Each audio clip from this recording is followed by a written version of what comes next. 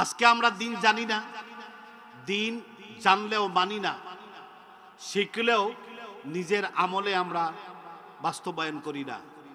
আমার মুসলমান বন্ধুগণ, কোরআন কারিমের 3 নম্বর পারা 3 নম্বর সূরা আল ইমরানের 19 নম্বর আয়াতে আমার আল্লাহ পাক দিন সম্পর্কে তিনি বলছেন, ইন্নাদ দীনা ইনদাল্লাহিল ইসলাম।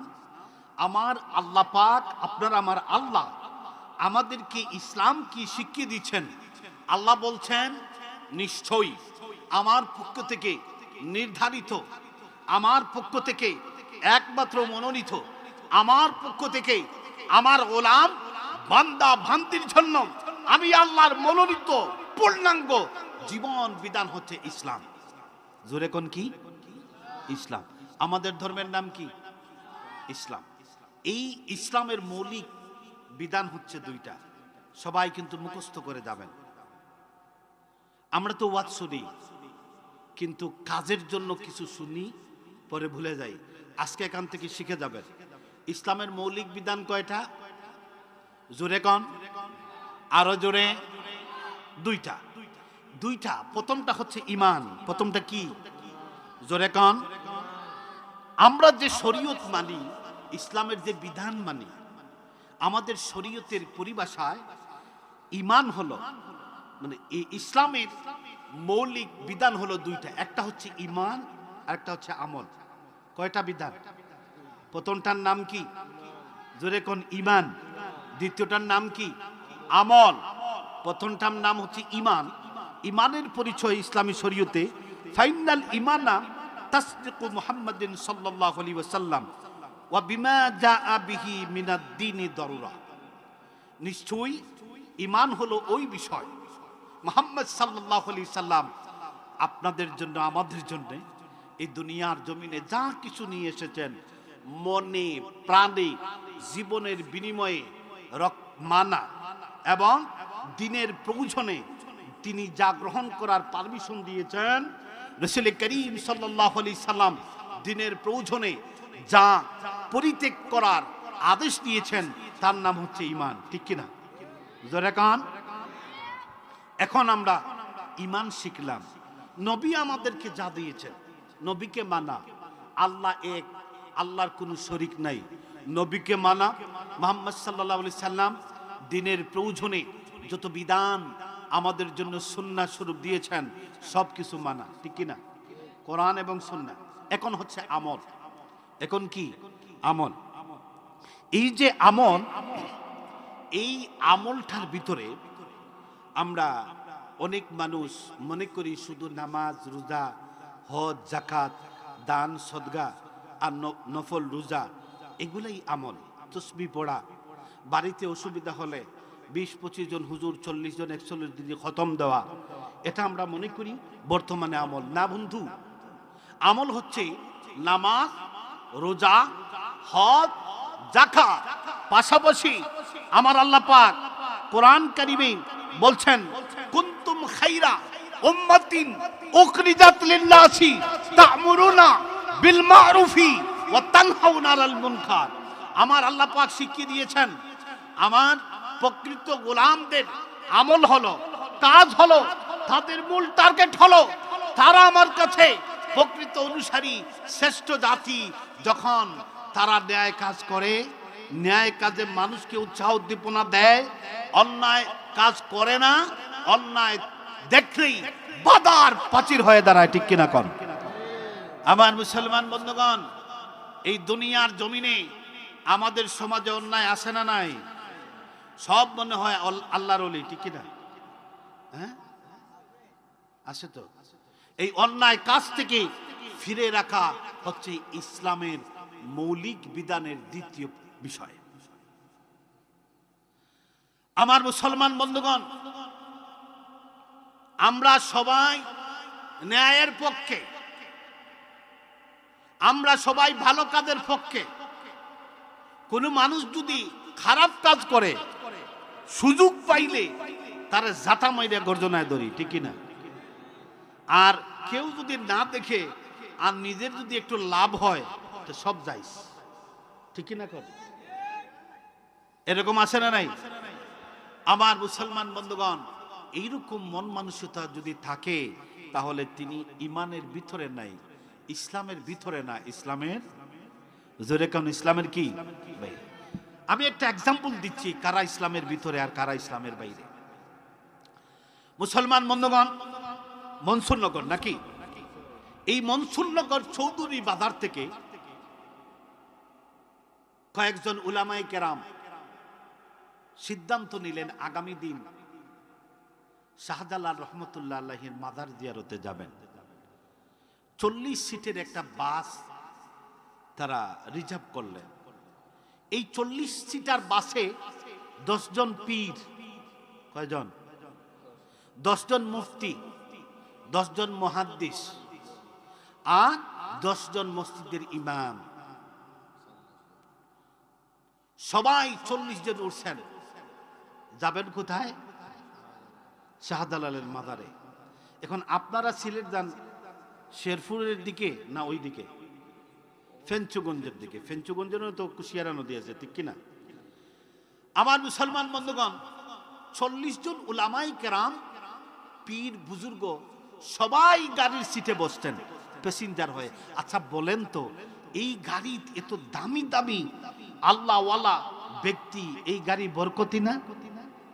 জোরে কন না, মাতেন না, না মাতলে কিন্তু ওয়াজে ঢুকতে পারবো না।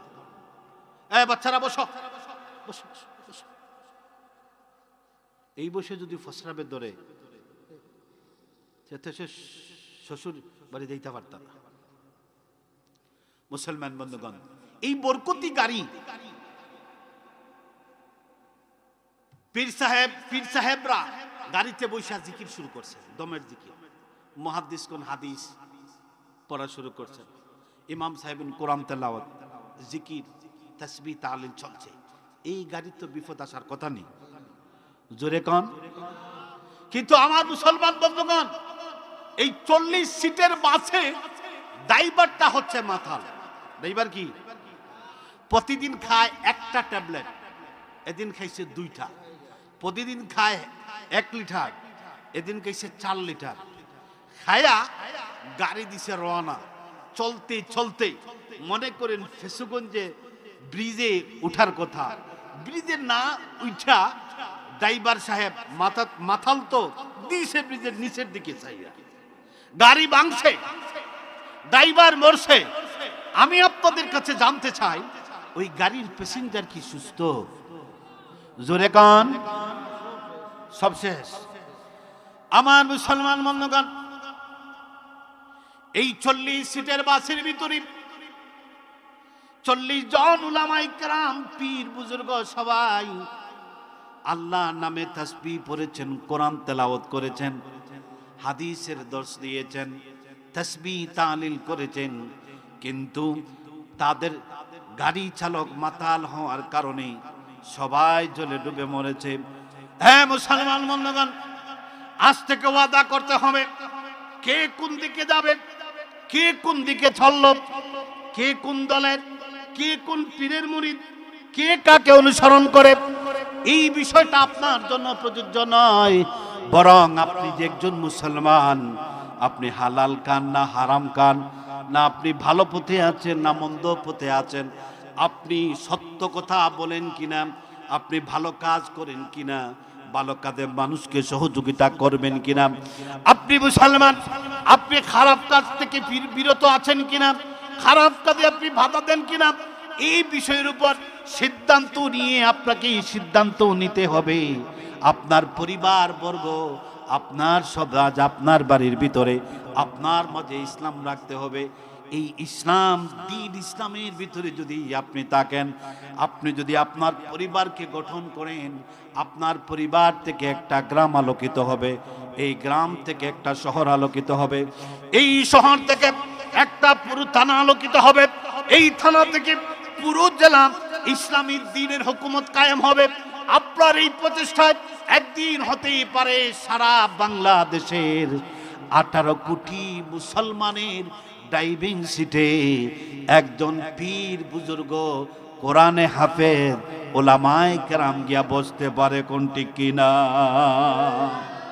মুসলমান আমরা হতাশা সাগরে ডুবে আছি। আমাদের 18 কোটি মুসলমানের পার্লামেন্টের ডাইভিং সিটে আজ পর্যন্ত আমরা কেউ একজন ওলামায়ে কেরামকে দিতে পারি নাই, ঠিক কিনা কথা কন? জোরে কন। ওলামায়ে কেরাম যান পার্লামেন্টের সেই স্পিকারের আসনে বসার সুযোগ হয়, দুই একজনের সুযোগ হয়েছে। এর ভিতরে আমার শিরতাজ আল্লামা ফুলতলি সাহেব কিবলার কলিজার টুকরা আল্লামা হুসামউদ্দিন চৌধুরী সেখানে গিয়েছেন। আমি দেখেছি তার বক্তব্যের ভিতরে কোনদিন কোন নেতাকে তেল মারেন নাই। মারছে? কাউকে জাতির পিতা বলে নাই, কাউকে বলে নাই আপনি হযরত, ঠিক কিনা কথা কন? আমরা দেখলাম বিগত সালে যারা 17 বছর বিভিন্ন কায়দায় শেখ হাসিনাকে হযরত বলেছেন, আমাদের জননী বলেছেন, ঠিক কিনা? এমনকি ইসলামী শিক্ষার ক্রান্তি লগ্নে সকলে মিলে সিদ্ধান্ত নিয়ে যাকে সামনে আনছিলেন, আজকে সময়ের পরিবর্তনে আজকে দোষের বলে গালি দেওয়া হচ্ছে, ঠিক কিনা? আমি বলতাম না, আমি কথা বললাম, এটা আমার ওয়াজ না, কিন্তু আমার মুসলমান বন্ধুগণ, সুতরাং হুসামউদ্দিন চৌধুরী ছোট সাহেব এই বিষয়টা সত্যি আমরা ভুল করতে পারি, মুসলমান না, আমরা মানুষ না, তাই বলে একজনকে গালি দিব? এটা কি মুসলমানই না? আমার মুসলমান বন্ধুগণ, আজ যদি আপনাদের এলাকার কেউ ভুল করে তাকে যদি আমরা কুণ্ঠাসা করি, সে আপনার আমার ইসলাম থেকে বাইরে দেওয়ার সুযোগ হবে কিনা? আমি বলতে চাই আমার ভাইরা, আজকে যারা গালি দিচ্ছেন, শুধু তাই নয়, এই দুঃখ না, আমার আপনার হেদায়েতের মহাবাণী আল্লাহ পক্ষ থেকে মানবতার মুক্তি সনদ কোরআন কারীমের সূরা নাসকে আবুল সরকার নামে ফাউল, সে বলেছে এই সূরায় প্রত্যেকটা আয়াতের সাথে নাস নাসমান আল্লাহই তো বলেছেন নাসার জন্য, নাউযুবিল্লাহ। সে আবার বলেছে আল্লাহর মুখ নাকি কয়টা আছে শুনে না, এক একবার এক একটা বলে, কিন্তু তার বিরুদ্ধে কেউ কথা বলে না। বলছে জোরে কন। সবাই নির্বাচন নিয়ে ব্যস্ত, কেমনে ক্ষমতায় যাবে। ও মুসলমান বন্ধুগণ শোনেন, এই দিন নয়, এই সময় সেই সময় নয়, চিরস্থায়ী সময় নয়, সময় একদিন আসবে। আপনারা সবাই স্মরণ বুঝে রাখেন, প্রতিদিন পত্রিকা প্রকাশ হয়, ঠিক কিনা কথা কন? যুগান্তর, প্রথম আলো, মানব জমিন, দৈনিক সংগ্রাম প্রকাশ হয় না? দাম কত? 10 টাকা 15 টাকা। সন্ধ্যার পরে ওই পত্রিকা কি 10 টাকা থাকে? জোরে কান। তার নির্ধারিত সময় শেষে সেই পত্রিকার কেজি হয়ে যায় মাত্র 10 টাকা। বেনগাড়িতে দোকানে পুটলা বাঁধার জন্য, ঠিক কিনা? শুটকির মশা বাঁধার জন্য, এছাড়ার কোনো কাজে লাগে? সুতরাং আমার দেশের বর্তমান দায়িত্বরত যারা আছেন, প্রশাসন থেকে উচ্চ লেভেলের কর্মকর্তা যারা আছেন, ভাইরা আমার, আমি আপনাদের কাছে বলতে চাই, এই সোনার বাংলায় আউলিয়া কেরামদের আবাদ করা জমিনে যারা আমার রাসূলের বিরুদ্ধে কথা বলবে, আমার আল্লাহকে যারা কলুষিত করবে, প্রকাশ্যে বাংলার জমিনে তাদের ফাঁসি চাই, ফাঁসি দিতে হবে। আইন চাই না, বিনা আইনে মুসলমানদের দাবি রক্ষার্থে তাদেরকে ফাঁসি দিতে হবে, ঠিক কিনা কন? এক নম্বরে কাদিয়ানীরা। আমি সব বাউলকে বলবো না, যে বাউলরা কোরআন হাদিসের অপব্যাখ্যা করে তাদেরকে। আমার মুসলমান বন্ধুগণ, এই যদি আমাদের অবস্থা হয়, 18 কোটি মুসলমানের দেশ, ঠিক কিনা? বলছি আমি, জোরে কন, কথা বলতে হবে। এই 18 কোটি মানুষ মিল্লা আমার রাসূলের বিরুদ্ধে কথা বলে, আমরা রাজপথে মিছিল দেই, কিন্তু বাস্তবে কোনো ফলাফল আসে? জোরে কন। রাসূল বিদ্বেষী, আল্লাহ বিদ্বেষী নাস্তিক দেখতে গ্রেফতার করা হয়, আইনি প্রটোকল দিয়ে মেহমানদারি করায়া কিছুদিন পরে আবার ছেড়ে দেওয়া হয়, ঠিক কিনা? জোরে কোন ঠিক কিনা? অথচ আমার রাসূলের আকাশচুম্বী মর্যাদা রক্ষা করার জন্য, আমার আল্লাহর সম্মানকে বুলন্দ করার জন্য যারা আন্দোলনে নামে, যারা সংগ্রাম করে, আমার যুবক তরুণ ইসলামী আন্দোলনের কর্মীর দিকে বলে ছোড়া হয়, ঠিক কিনা? সুতরাং মুসলমান, আমার আল্লাহ পাক রব্বুল আলামিন কোরআন কারীমের 28 নম্বর পারার 66 নম্বর সূরা আত-তাহরিমে বলেছেন, ইয়া আইয়ুহাল্লাযীনা আমানু কু আনফুসাকুম ওয়া আহলিকুম নারা। আমার আল্লাহ পাক বলেছেন, এই ঈমানদারগণ, তোমরা জাহান্নামের আগুন থেকে নিজে বাঁচো এবং তোমার আহাল, পরিবার, পরিজন, সমাজকে বাঁচাও, ঠিক কিনা কথা কন? আমার মুসলমান বন্ধুগণ, এই আয়াতের সামান্য ব্যাখ্যা করব, এরপরে আমার আলোচনা শেষ করব ইনশাআল্লাহ। আমার মুসলমান বন্ধুগণ, আল্লাহ বলেছেন, যারা ঈমান আনেছেন, দিন ইসলাম যারা দাবি করেন আমরা মুসলমান, তাদের উপর আমার আল্লাহ বিধান করে দিয়েছেন যে ইয়া আইয়ুহাল্লাযীনা আমানু কু আনফুসাকুম ওয়া আহলিকুম নারা। যারা ঈমান এনেছো, ঈমানদারগণ, তোমরা নিজে জাহান্নামের আগুন থেকে বাঁচো এবং তোমাদের পরিবার পরিজনকে, তোমাদের সমাজকে জাহান্নামের আগুন থেকে বাঁচাও। এই আয়াতের ব্যাখ্যায় মুফাসসিরে কেরামগণ বলেন, একজন মানুষের উপর যখন ইসলামের শরীয়তের ভিত্তি কয়টা? জোরে কোন কয়টা? 5টা। ঈমান, নামাজ, রোজা, হজ, যাকাত। এটা কয় বছরে ফরজ হয়? মানুষ প্রাপ্ত হওয়ার পরে, ঠিক কিনা কথা কন? এই প্রাপ্ত বয়স্ক হওয়ার পরে নারী পুরুষ সকলের উপর আল্লাহর আইন চালু হয়ে যায়। আমার মুসলমান বন্ধুগণ, যখন একটা যুবক প্রাপ্ত বয়স্ক হয়, তখন তার উপর দায়িত্ব হয়, সে সারা জীবন দোয়া করবে, আল্লাহ আমি তো মোটামুটি শরীয়ত পরিপূর্ণ, আজ থেকে আপনার কাছে ফরিয়াদ করি, আমার জীবনে যে জীবন সঙ্গীটা জুটবে, ভবিষ্যতে বিয়ে করব যেই মেয়েকে আপনি আমার ভাগ্যে রেখেছেন, ওটা যেন আল্লাহওয়ালা দিনদার হয়, ঠিক না কথা কন? জোরে কন। এটা কার শিক্ষা? ইসলামের শিক্ষা। এটা কি? ইন্নাদ-দীনা ইনদাল্লাহিল ইসলাম, ইসলামের শিক্ষা। পক্ষান্তরে আমার যুবতী বোন যখনই শরীয়তে পদার্পণ করলেন, আমার আল্লাহ দায়িত্ব দিয়ে দিলেন এই আয়াতের ব্যাখ্যায়, একজন যুবতী যখনই শরীয়তের পাবন্দী হয়ে গেল, তার উপর আমার আল্লাহর দায়িত্ব হলো যে আল্লাহ আমি যার জীবন সঙ্গী হব সে যেন আল্লাহওয়ালা, রাসূলওয়ালা এবং দিনদার একজন ফরজগার মুত্তাকি হয়, ঠিক কিনা? আমার মুসলমান, আমার সোনার বাংলায় যুবক যুবতীরা আমার আল্লাহ যেভাবে শিখাইয়া দেন সেই দিকে না, যখনই যৌবনে পা দেয় মনে মনে সেদিন থেকে শুরু করে দেয় আমি সাদা, ঠিক কিনা? মাতেন লাগেন, হ্যাঁ, দেখতে সুন্দর, বডি ঠিক, যেমন পুরুষ, যেমন যুবক তেমন যুবতী। আমার মুসলমান বন্ধুগণ, যুবক যুবতীর বিষয় শেষ।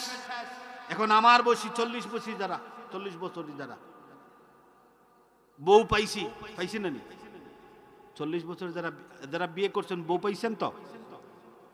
বিয়ে করে আনছেন কি? এটা বিবি। রাগের সুটে দেন বাদাম দেননি, গালি যখন রাগ উঠে আর গালি দেওয়া শুরু করেন, মুসলমান আমি মিথ্যা কথা বলছি না, যদি মিথ্যা হয় আপনাদের সামনে জিহ্বা কেটে দেব। হয়তো আপনাদের এলাকায় নাও থাকতে পারে, তবে আমার বিশ্বাস আছে এমনও ভাই বিয়ে করেছে 2-3টা সন্তানের বাবা, কিন্তু বউরে পিটায় সময় পিটাইতে পিটাইতে আব্বা ডাকায় নাই, আছে না নাই? ইসলামিক ওইটা দিছে, ওটা কি ইসলাম? আমাদের গড়েই তো ইসলাম নাই। আজকে আমাদের গড়ে ইসলাম নিয়ে যাব, ঠিক আছে? আমার মুসলমান বন্ধুগণ, এখন যুবক শেষ, মোটামুটি আমার মতো মুরব্বী যুবক শেষ। এখন যারা মুরব্বী আছেন, আপনারা এখন কি করতেন? আমরা যারা বিয়ে করছি, যুবক থেকে একটু বড় হয়েছি, আমাদের দায়িত্ব হলো আমাদের স্ত্রীদেরকে মহব্বত করা, সঠিকভাবে ভালোবাসা দেয়া, তার সার্টিফিকেট ছাড়া কিয়ামতের দিন কোন স্বামী জান্নাতে যেতে পারবে না। ওইটাই জান্নাতের সনদ। ঠিক কিনা কথা কোন? এই যে যারা দাঁড়িয়ে আছেন ভাই, বিয়ে করতেন না? বুঝা গেল আপনাদের কারবার শেষ নাকি? আসেন ভিতরে আসেন, মজার কথা আছে। আমি কি ওয়াজ করবো? কষ্ট হচ্ছে আপনাদের? দেখি কার কার কষ্ট হচ্ছে, পিছন থেকে হাত উঠান। সমস্যা নাই, বলুন আলহামদুলিল্লাহ। আমার মুসলমান বন্ধুগণ, এখন বৃদ্ধ যারা আছেন, কারো বউ আছে কারো বউ নাই, ঠিক না? এখন যদি মনে মনে করেন হুজুর একটু বিয়ে করার আমার একটু পারমিশন দেন, বাড়িতে গিয়েই আমার ছেলে মেয়ে, এরকম মন মানসিকতা আছে? আছে? আপনি তো বৃদ্ধ না। আবার মুসলমান বন্ধুগণ, না আপনি দাদা, আপনি নানা, বাড়িতে যাবেন, আপনার বৌমা, আপনার সন্তান, আপনার নাতনি নাতি, আপনার সবাইকে আপনার উপর দায়িত্ব হলো কু আনফুসাকুম ওয়া আহলিকুম নারা। আপনি তাদেরকে দিন শিক্ষা দেন, দিনের ভিতরে প্রবেশ করান। যদি করতে পারেন, আপনি দুনিয়া থেকে ত্যাগ করে কবরে যেতে দেরি, আপনি দারুস সালাম জান্নাতে যেতে দেরি হবে না।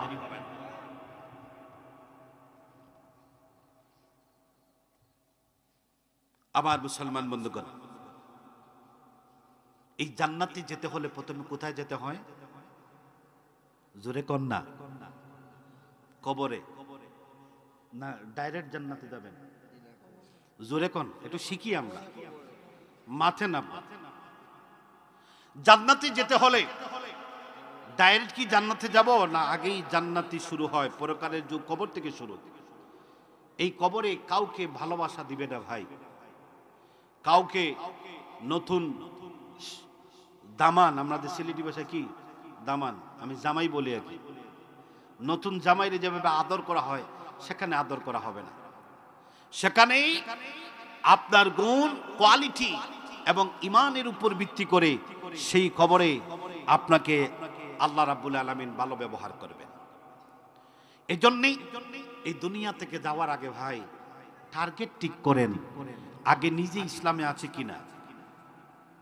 আমি আপনাদেরকে বলতে চাই, সেই কবরে যাওয়ার আগে সব মুসলমানের টার্গেট থাকতে হবে। আমার মুসলমান বন্ধুগণ,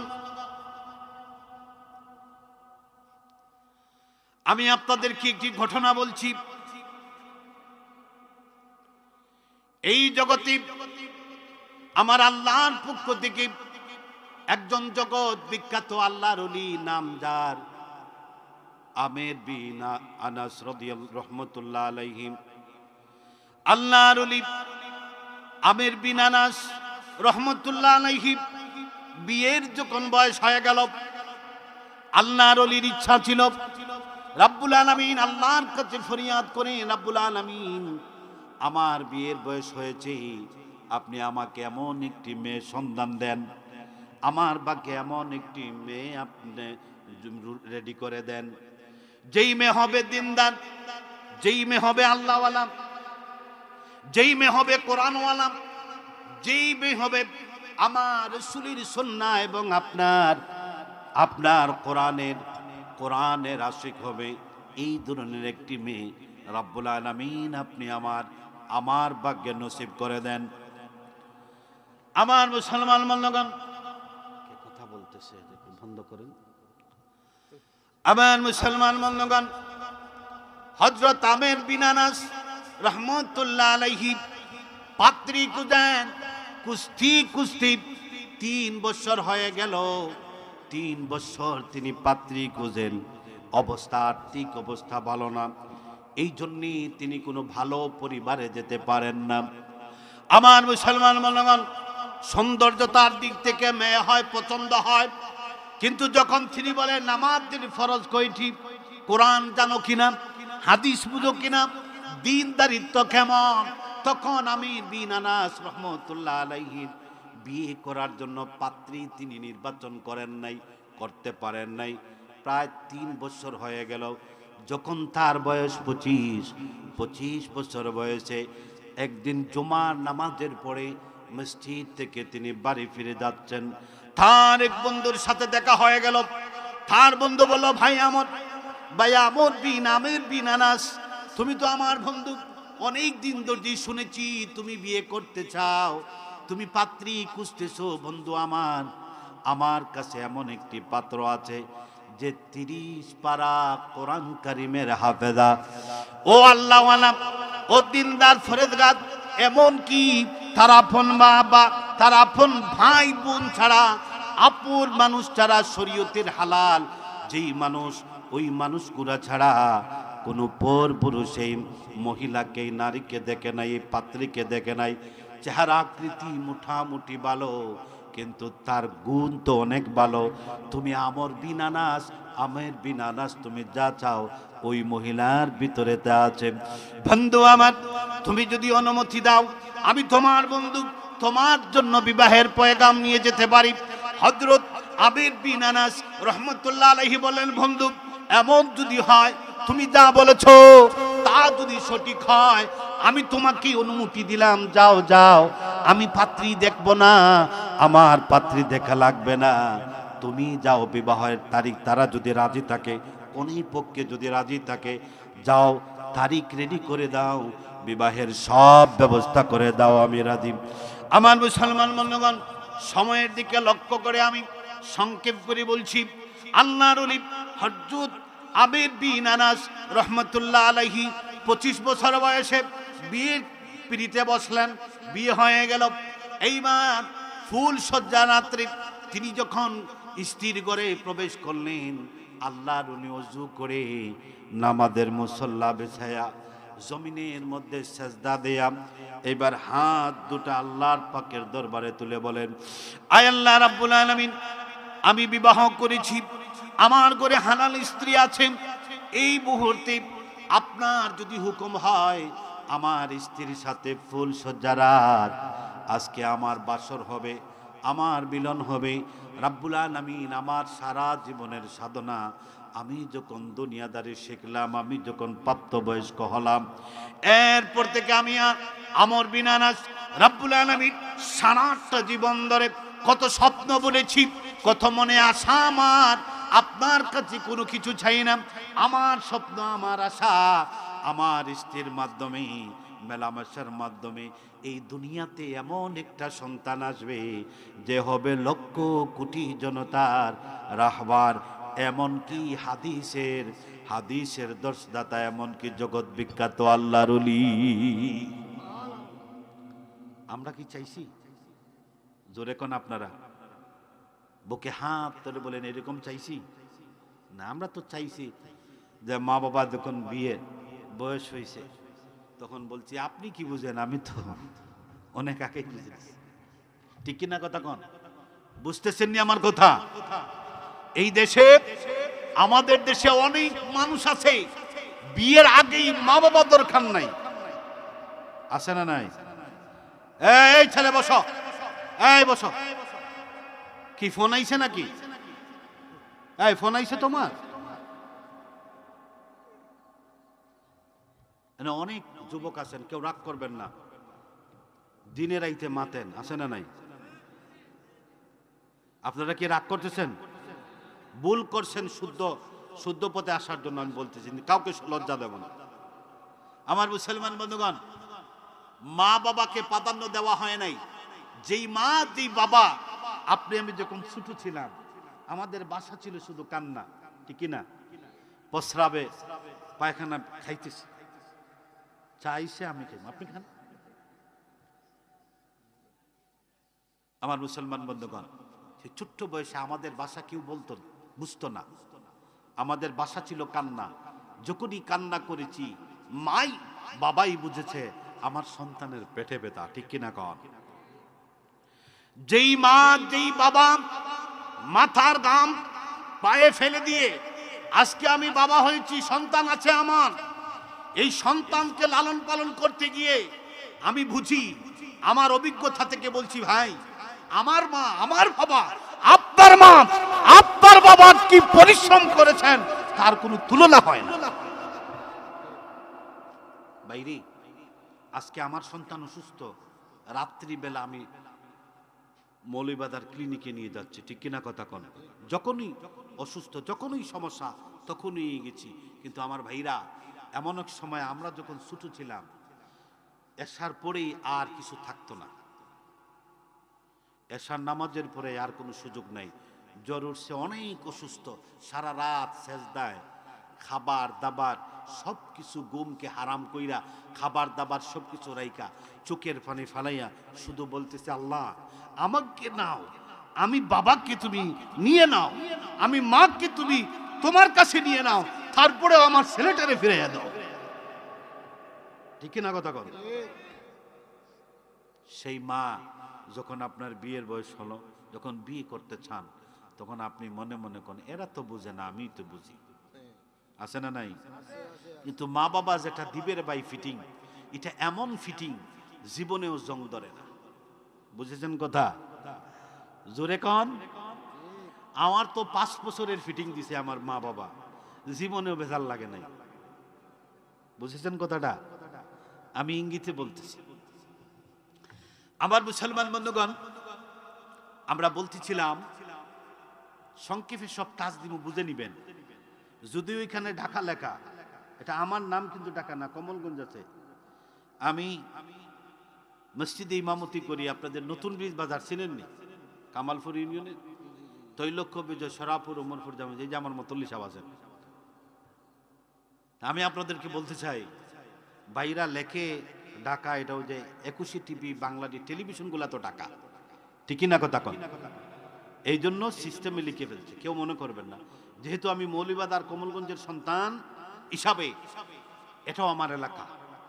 আমার এলাকার জনগণ ইসলামমুখী হোক, আল্লাহওয়ালা হোক, এটাই আমার সবচেয়ে প্রাধান্য দেওয়ার দরকার, ঠিক কিনা? ওয়াস্ত করি বাংলাদেশের অনেক জায়গায়, শারীরিক অসুস্থতার কারণে দেশের পরিস্থিতির উপরে, রাস্তার উপরে এইবার আর সিলেটের বাইরে এবার যাওয়া নিষেধ করছে, অনেক প্রোগ্রাম ফিরিয়ে দিচ্ছে। আপনারা দোয়া করবেন, পরিস্থিতি রাস্তাঘাট ঠিক হোক, আল্লাহ যেন আমাদেরকে এই দিনের রাস্তায় কবুল করেন, সবাই বলে আমিন। আমার মুসলমান বন্ধুগণ, হযরত আমির বিন আনাস রহমতুল্লাহ আলাইহি তিনি নামাজ পড়লেন, আল্লাহর কাছে দোয়া করলেন, আল্লাহ আপনি আমাকে এমন একটি ছেলে দিবেন যে জগৎ বিখ্যাত একজন আল্লাহওয়ালা হবে, যার হাজার হাজার লক্ষ কোটি কোরআন এবং হাদিস শিখনেওয়ালা ছাত্র থাকবে। বুঝেছেন কথা? জগৎ বিখ্যাত একজন আলেম দিবেন। আমার মুসলমান বন্ধুগণ,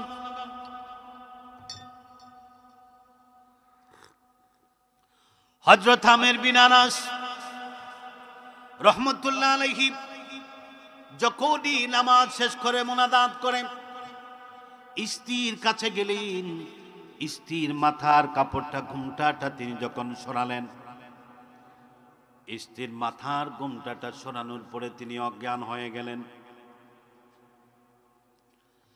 তার স্ত্রী তো খালো,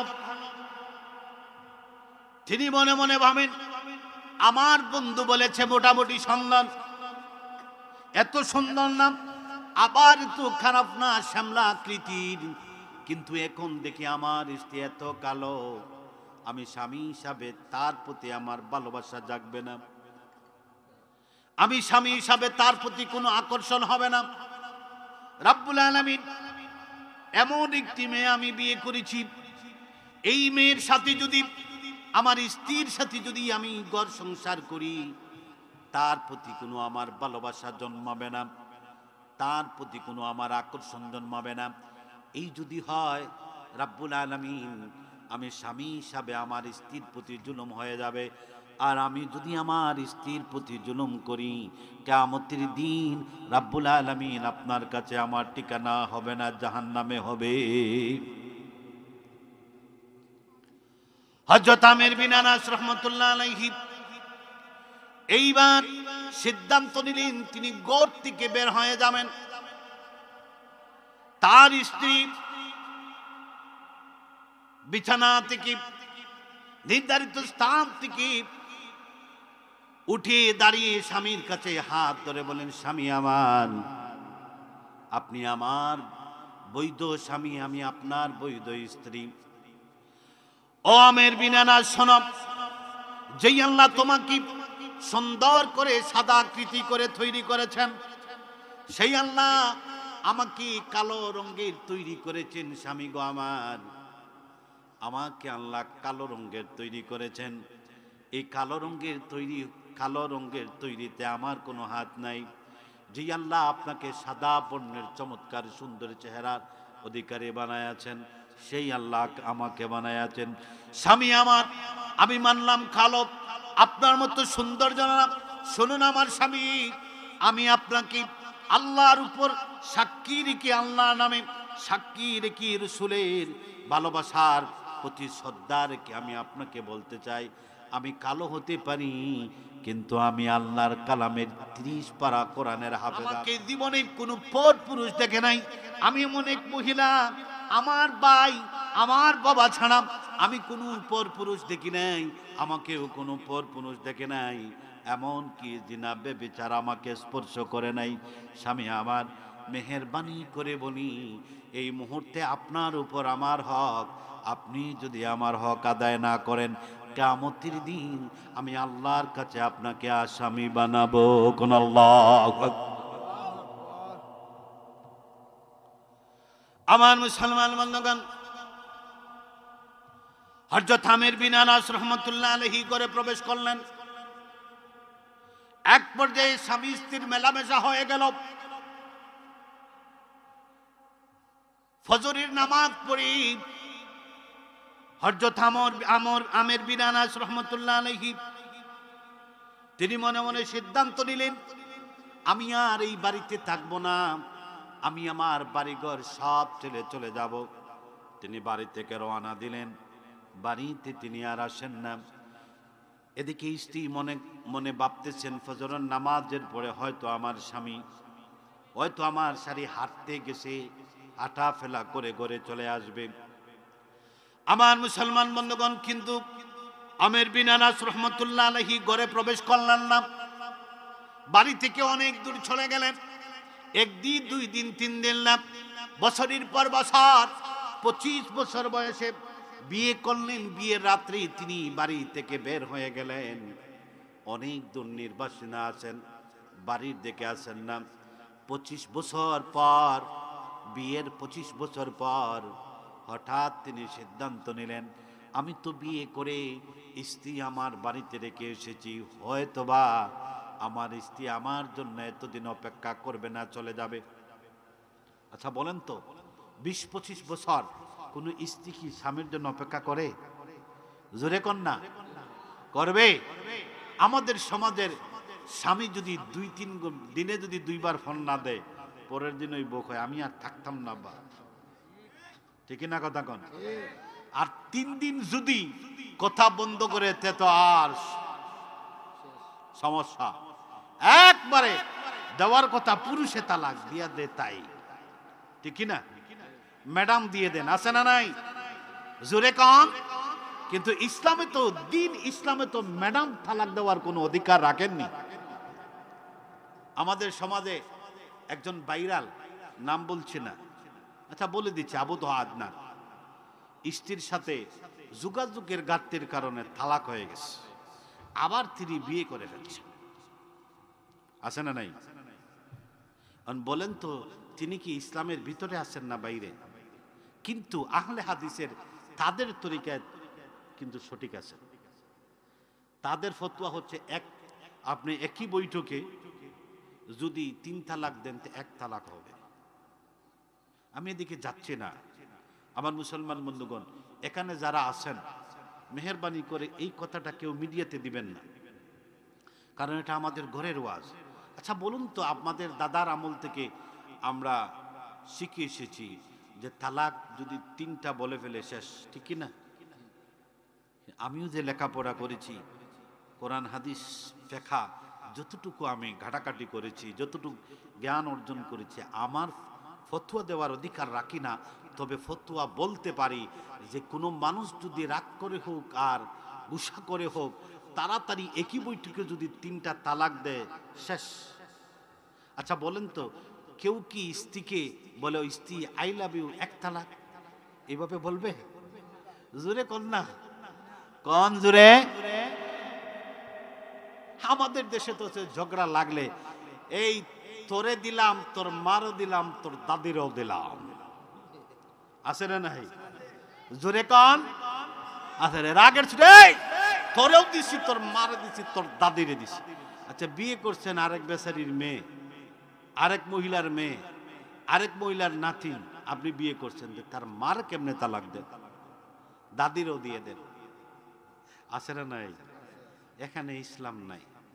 আবার দেখবেন 2-3 দিন পরে দৌড়ায় আমাদের কাছে, হুজুর আমার বউ তো আমার কলিজা, এখন তো আমার সব ফেটে যায়, একটা দেখেন না কোনো মন্ত্রী,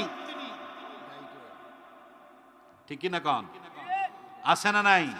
এরা মুসলমান না, এরা কলাঙ্গার। এদের কাছ থেকে জন্ম নেবে হারামজাদা, আর এই হারামজাদার থেকে জন্ম নিবে আমার রসুলকে গালি দেওয়া, কোরআনকে অবমাননাকারী, আমার আল্লাহর শান মানকে খাটো করা।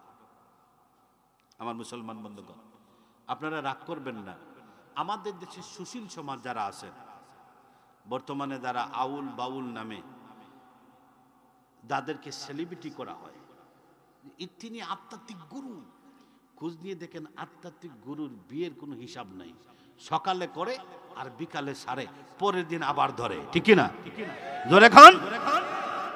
এজন্য মুসলমান, আল্লাহর যে বিধান সেটাই আমাদের জন্য দ্বীন ইসলাম, ঠিক না? আমার মুসলমান বন্ধুগণ, হযরত আমির বিন আনাস রাহমাতুল্লাহ আলাইহি 25 বছর বয়সী বিয়ের রাত বাড়ি থেকে তিনি চলে গিয়েছিলেন। আবার 25 বছর পরে বাড়ির কথা, বাড়ির মহব্বত তার দিলের মধ্যে তৈরি হয়েছে। আমার মুসলমান বন্ধুগণ, হযরত আমির বিন আনাস রাহমাতুল্লাহ আলাইহি মনে মনে সিদ্ধান্ত নিলেন, আমি বাড়িতে চলে যাব। 25 বছর পর্যন্ত তো আমার বউ, আমার স্ত্রী আমার জন্য অপেক্ষা করার কথা না। আল্লাহর ওলি মনে মনে ভাবলেন, এইবার আমি আমার বাড়িতে যাব, আমি আমার মতো জীবন গঠন করব, আবার ঘর সংসার করব, আমার মতো আমি জীবন পরিচালনা করব, আমার কোনো বাধা নাই। আল্লাহর ওলি যখন তার এলাকায় প্রবেশ করেন, ওই এলাকায় প্রবেশ করে দেখেন ওই এলাকার ভিতরে একটা বিশাল মসজিদ। 25 বছর আগে তিনি বাড়ি থেকে চলে গেছিলেন, এখন নিজের এলাকায় তিনি প্রবেশ করে দেখেন চিত্রগুলো আগের মতো না, সব যেন অচেনা অচেনা। আল্লাহর ওলি জুমাবারি দিন ওই মসজিদে প্রবেশ করলেন। মসজিদে প্রবেশ করার পরে তিনি তাকায়া দেখেন একটা 24 থেকে 25 বছরের যুবক, মুখ ভর্তি দাড়ি, সুন্দর সুন্দর চেহারার আকৃতি। আল্লাহর ওলি আমির বিন আনাস রাহমাতুল্লাহ আলাইহি তাকায়া তাকায়া দেখেন ওই ছোট্ট বালক কেন্দ্রীয় মসজিদের খতিব মেহরাবে বসেন, মিম্বরে বসে মেহরাবে বসে খুতবা দিয়ে যায়, দাঁড়ায়া খুতবা দিতেছে। আর তিনি তাকায়া দেখেন এত সুন্দর পাঞ্জল ভাষায় খুতবা উপস্থাপন করতেছে, আর যেন তার চেহারা থেকে আমার আল্লাহ প্রদত্ত নূর চমকাচ্ছে। কোন সুবহানাল্লাহ? কেউ সুবহানাল্লাহ বললেন না। কষ্ট হচ্ছে মনে হয়, মাইক ছেড়ে দেব। আমার মুসলমান বন্ধুগণ, খেয়াল করবেন, আল্লাহর ওলি হযরত আমির বিন আনাস রাহমাতুল্লাহ আলাইহি 25 বছরের যুবক, তাকায় দেখেন সুন্দর পাঞ্জল ভাষায় খুতবা, মসজিদে খুতবা দিতেছেন। লক্ষ লক্ষ হাজার হাজার মুসল্লিরা তার খুতবা শোনার জন্য এসেছে। তিনি তাকায় দেখেন ওই যুবক তরুণ আলেম নামাজ শেষে তিনি বসে পড়লেন। নামাজ শেষে বসে পড়লেন, সবাই আদবের সাথে তার সামনে বসে পড়ল। কিছুক্ষণ তাসবিহ তাহলিল পড়লেন, তাসবিহ তাহলিল পড়ার পরে তিনি যখন দাঁড়ালেন, সকল মুসল্লিয়ানে কেরাম সারিবদ্ধভাবে দাঁড়ায়া তার জন্য অপেক্ষা করতেছে। কেউ চাচ্ছে মুসাফা করবে, কেউ চাচ্ছে তাকে হাদিয়া দিবে। কারো হাতে পানির বোতল, কারো হাতে তার সন্তানকে ধরা। হযরত আমির বিন আনাস রাহমাতুল্লাহ আলাইহি বলেন, ভাইরা আমার, আমি অনেক দূর থেকে এসেছি, দীর্ঘদিন এই গ্রামে এই দেশে আমি ছিলাম না। আমি তো লক্ষ্য করে দেখলাম জুমার নামাজ যার পিছনে পড়লাম, ওই ছোট্ট যুবক তরুণ আলেম এত সুন্দর করে খুতবা উপস্থাপন করেছে, এত সুন্দর ভাষা নির্ধারণ করে খুতবা দিয়েছে, আর চেহারাটা মাশাআল্লাহ চমৎকার।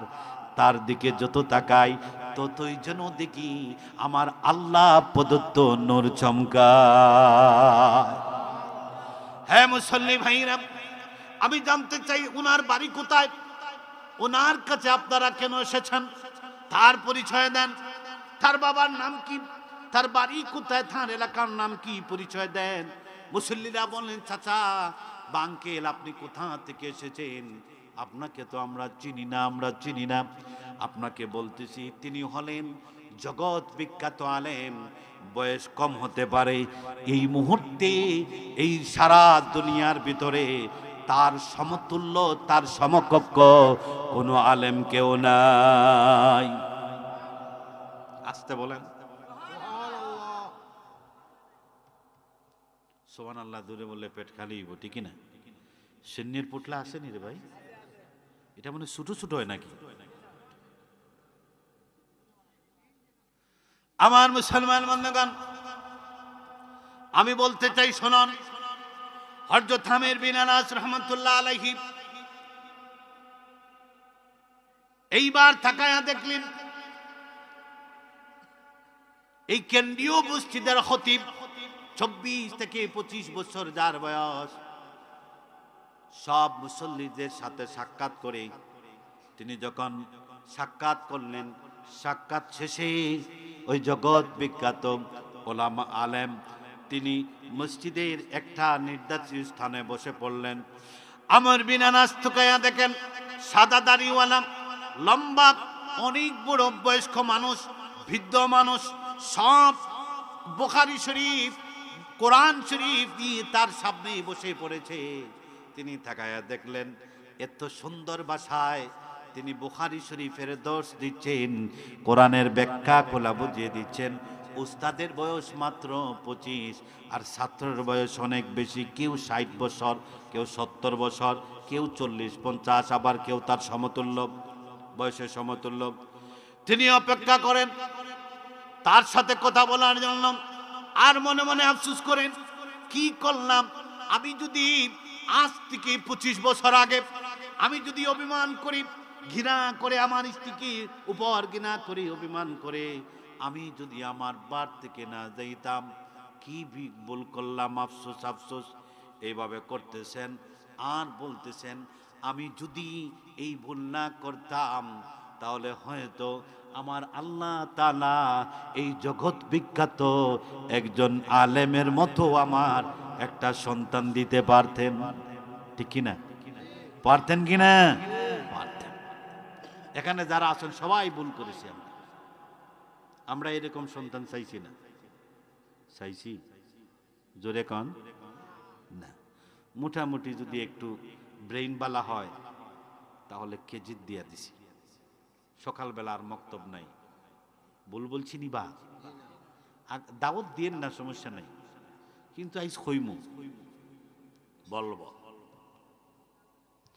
আজকে আমাদের, জানি না আপনাদের এখানে আছে কিনা, অনেক জায়গায় সকালে মক্তব নাই। কেমনে থাকবে রে ভাই, কেমনে থাকবে বাবা, কেমনে থাকবে বন্ধু?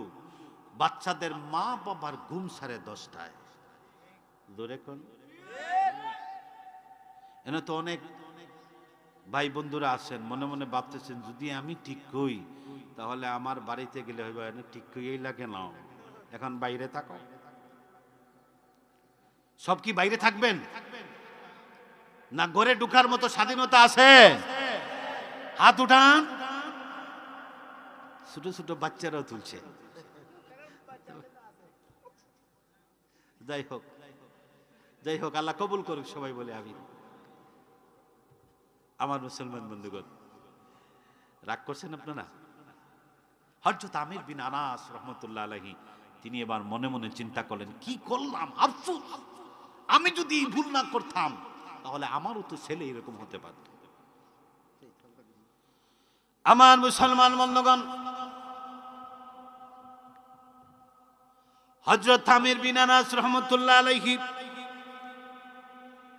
আসরের নামাজ ওই জগৎ বিখ্যাত ওলামায়ে কেরাম কেন্দ্রীয় মসজিদের খতিবের পিছনে নামাজ পড়ে সকল যখন এক এক করে তার কাছ থেকে বিদায় নিল, আমির বিন আনাস রাহমাতুল্লাহ আলাইহি দরজার পাশে দাঁড়ায়া লোকজনকে বলতেছেন, ভাইরা আমার, এই এলাকায় আমি অনেক দিন পরে প্রবেশ করেছি, আমি তাকায়া দেখলাম এত সুন্দর চমৎকার চেহারার অধিকারী, তার চেহারা থেকে শুধু নূর চমকায়, তার হাদিস দেওয়া, হাদিসের দর্শ দেওয়া, কোরআন শিক্ষা দেওয়ার এত চমৎকার বাচনভঙ্গি, মেহেরবানি করে বলুন তার নাম কি, তার পরিচয় কি? এবার লোকজন বলল, ওগো মুসাফির পথিক ব্যক্তি, আমরা আমাদের খতিব সাহেবের পরিচয় জানি, এই কেন্দ্রীয় মসজিদ থেকে 4-5 কিলোমিটার একটু দূরে, আর তার নাম হলো জগৎ বিখ্যাত একজন মুহাদ্দিস, জগৎ বিখ্যাত একজন মুফতি, এমনকি জগৎ বিখ্যাত শ্রেষ্ঠ একজন আল্লাহর ওলি হযরত ইমাম মালিক, সুবহান, যার নামে মালিকি মাযহাব। ঠিক নি ভাই? আমার মুসলমান বন্ধুগণ, আল্লাহর ওলি আমির বিন আনাস রাহমাতুল্লাহ আলাইহি আরো কৌতূহল জাগল, দেখি তার বাড়ি কোথায়, ঘর কোথায়। এইবার সকলের শেষে তিনি ইমাম মালিক রহমতুল্লাহ আলাইহিকে প্রশ্ন করলেন, ওগো খতিব সাহেব, ওগো জগৎ বিখ্যাত একজন ওলামায়ে কেরাম, আমি আপনার কাছে জানতে চাই, আপনার বাড়ি কোথায়, আপনার ঘর কোথায়, আপনার বাবার নাম কি? হযরত মালিক রহমতুল্লাহ আলাইহি, ইমাম মালিক রহমতুল্লাহ আলাইহি বলেন, আঙ্কেল, আমার বাড়ি এই কেন্দ্রীয় মসজিদ থেকে 5 কিলোমিটার দূরে। আমার বাবাকে আপনি চিনবেন না, আমার মা বলেছেন আমার বাবা অনেক দিন আগে তিনি হারিয়ে গেছেন, তাকে খুঁজে পাওয়া যায় না, সুতরাং আপনি আমার বাবাকে চিনবেন না। এইবার আমির বিন আনাস রহমতুল্লাহ আলাইহি বললেন, খতিব সাহেব, আমি তো পথিক মুসাফির, সন্ধ্যা হয়ে যাচ্ছে, মেহেরবানি করে যদি আজকে রাতটা আপনার বাড়িতে আমাকে মেহমানদারির সুযোগ দিতেন, আমি বৃদ্ধ মানুষ, আমি আপনার বাড়িতে মেহমানদারি করে চলে যেতাম। এইবার ইমাম মালিক রহমতুল্লাহ আলাইহি বলেন, ওগো চাচা, ওগো আঙ্কিল, আপনার বয়স বৃদ্ধ 50 বছর, আমার বাবারও বয়স সেই রকম থাকার কথা, সুতরাং আমার জীবনে আমি বৃদ্ধ মানুষদেরকে দেখলে আমার বাবার কথা মনে পড়ে, আমি তাদেরকে সম্মান করি, ইজ্জত করি। আর আমাদের সোনার বাংলায় আমরা যুবক যারা আছি, আমার বাবা আমার মা যখন 50 বছর হয়ে যায়, তখন বলি বুড়ির প্রত্যেকটা বল্টু ঢিলা হয়ে গেছে, আর বাবা সব ব্রেইনের তার ছিঁড়ে আঁকা বাঁকা হয়েছে, কিছু বোঝে না। ঠিক কিনা কথা কন? আছে না নাই? আমার মুসলমান বন্ধুগণ, হযরত মালিক রহমতুল্লাহ আলাইহি বলেন, আঙ্কিল, আপনাকে আমার বাড়িতে নিতে পারি, শর্ত একটা, আমার বাবা নাই, আমার বাড়িতে শুধু আমার মা ছাড়া আমার কোনো ভাই নাই, বোন নাই, আমি একা। আমি যখন বাড়িতে যাব আপনাকে নিতে পারি, তবে আমার মায়ের কাছ থেকে অনুমতি যদি পাই, অনুমতি চাবো আপনাকে মেহমানদারি করানোর জন্যে। আমার মা যদি আপনাকে অনুমতি দেন, আঙ্কেল, আপনাকে আমি আজকে রাত্রির মেহমানদারি করাবো, মেহমানদারি এবং টাকার সুযোগ আপনাকে দেব, আপনি আমার সাথে চলেন। ইমাম মালিক রহমতুল্লাহ আলাইহি যখন তার বাড়ির দিকে ছুটলেন, হযরত আমির বিন আনাস রহমতুল্লাহ আলাইহি তাকায়া তাকায়া দেখেন সর্বনাশ, এই রাস্তা তো আমার কাছে চিনা চিনা লাগে, কোন আল্লাহু আকবার। তিনি রওনা দিলেন, রাস্তা তো চিনি, দেখি এইবার খতিব সাহেব কোন কোন বাড়িতে ঢুকে। আস্তে আস্তে যখন বাড়িতে ঢুকলেন, ঢোকার পরে বাড়িটা তার একটু চেনা চেনা, বাড়ির আকৃতি থেকে বলে এই বাড়ি তো আমার, এই বাড়ি তো আমার। এবার ইমাম মালিক রহমতুল্লাহ আলাইহি ঘরে প্রবেশ করলেন। প্রবেশ করার পরে তিনি তার মাকে বলতেছেন, আম্মা, আমার সাথে একজন বৃদ্ধ মানুষ প্রতীক মুসাফির এসেছেন, মা আপনি যদি অনুমতি দেন আজকে তিনি আমাদের এখানে থাকবেন, মেহমানদারি করবেন, আপনি যদি অনুমতি দেন তাহলে ঘরে নিয়ে আসবেন। হযরত ইমাম মালিক রহমতুল্লাহ আলাইহির মা বলেন, সন্তান আমার, আমি অনুমতি দিলাম, আমার আল্লাহ তো বলেছেন মুসাফির মানুষকে যদি কেউ খেদমত করে, আশ্রয় দেয়, কিয়ামতের ময়দানে মুসাফির মানুষকে যদি কেউ মেহমানদারির সুযোগ দেয় এবং রাত্রি যাপনের সুযোগ দেয়, আশ্রয় দেয়, আমার আল্লাহ তো বলেছেন কিয়ামতের ময়দানে যেদিন সূর্য মাথার নিকটবর্তী আসবে, ওই দিন আমার আল্লাহ পাক আর সে আজিমের ছায়ার তলে তাদেরকে আশ্রয় দিবেন। সুতরাং আমার সন্তান শোনো, আজকে তুমি আমি এক রুমে থাকবো, আমাদের তো করে 2টা রুম, আর তোমার রুমে আমি বিছানা বিছিয়ে দিচ্ছি, পরিষ্কার করে দিচ্ছি, মুসাফিরকে তুমি ওই জায়গায় রাখবা। এইবার ঘর পরিষ্কার হয়ে গেল। এইবার ইমাম মালিক রহমতুল্লাহ আলাইহি বলতেছেন, আঙ্কেল, প্রতীক মুসাফির চাচা আমার মা আপনাকে অনুমতি দিচ্ছেন, আপনি ঘরের ভিতরে প্রবেশ করতে পারেন। এইবার আবির বিন আনাস রহমতুল্লাহ আলাইহি বলেন, শোনেন, শোনো যুবক, আমি তোমার ঘরে প্রবেশ করব না যতক্ষণ পর্যন্ত তোমার মা পর্দার সাথে আমার সামনে এসে 2-1টা কথা আছে, আমার কথার উত্তর না দেবে আমি প্রশ্ন করব। 2-1টা প্রশ্ন আছে, আমার সওয়ালের যদি জবাব না দেন আমি তোমাদের ঘরে প্রবেশ করব না। যাও তোমার মাকে নিয়ে আসো। ইমাম মালিক রহমতুল্লাহ আলাইহি ঘরের ভিতরে প্রবেশ করলেন, গিয়ে বলেন, মা আমার প্রতীক মুসাফির আমাদের ঘরে প্রবেশ করবেন না, তিনি বলেছেন আপনি পর্দার সাথে তার সামনে যাওয়ার জন্য তার নাকি প্রশ্ন আছে। এইবার ইমাম মালিক রহমতুল্লাহ আলাইহির মা পর্দা করে ঘরের বাইরে এসে সালাম দিলেন, আসসালামু আলাইকুম ওয়া রাহমাতুল্লাহ।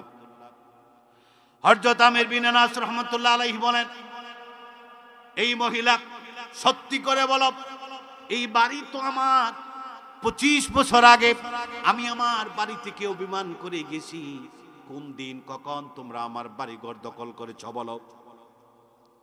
ইমাম মালিক রহমতুল্লাহ আলাইহির মা কণ্ঠটা চিনতে পারলেন, তিনি কণ্ঠটা চিনলেন, চেনার বলেন, প্রতীক মুসাফির, আমি আপনার কাছে জানতে চাই, আগে বলেন আপনার নাম কি?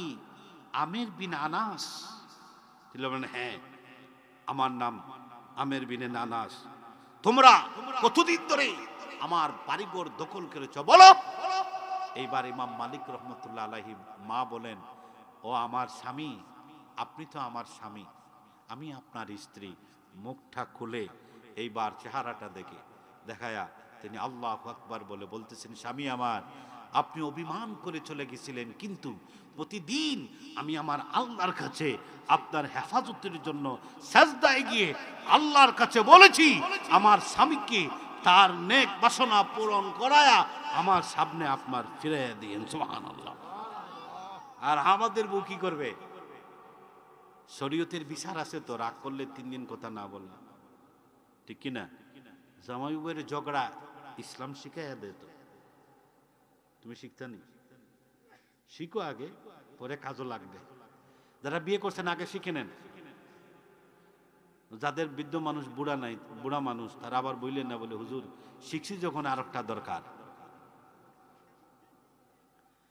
শোনেন, স্বামী স্ত্রী ঝগড়া লাগছেন, আল্লাহর বিধান হলো স্বামী স্ত্রীর ঝগড়ার এক পর্যায়ে স্বামী স্ত্রীর ভিতরে যে আগে ঝগড়া মিটাবে সেই আল্লাহর কাছে আগে দামি। কিন্তু শরীয়তের বিধান হলো স্বামী স্ত্রীর জন্য মুরব্বী, স্বামীর পায়ের নিচে স্ত্রীর জান্নাত। সুতরাং স্ত্রীদের দায়িত্ব হলো স্বামী যতক্ষণ পর্যন্ত রাগ ভাঙবে না ততক্ষণ পর্যন্ত মিনতি করা। কারণ স্বামী যদি রাগ করে স্ত্রীর থেকে বিমুখ হয়ে থাকে তাহলে ওই মহিলা থেকে আমার আল্লাহ রহমতের সব দরজা বন্ধ করে দেন।